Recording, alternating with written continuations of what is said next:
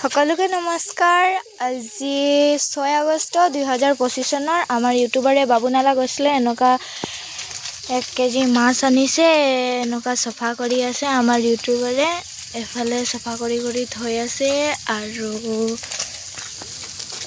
এফালে ফ্ৰাই কৰি আছে এনেকুৱা পুৰা স্পেচিয়েলি, আৰু এফালেও ধোৱা আছে ফ্ৰাই কৰিব। এতিয়া পুৰা স্পেচিয়েলি ফ্ৰাই কৰি আছে আৰু এফালে তেল ধোৱা আছে, কটাৰী ৰচুন এনেকুৱা ফ্ৰাই কৰি আছে। আপোনালোকে দেখিব পাৰে আজি পুৰা স্পেচিয়েলি খাম আৰু ৰাতিপুৱাৰ খানা দেখিব পাইছে। আমাৰ ইউটিউবাৰে এনেকুৱা পুৰা মজাছে চফা কৰি আছে।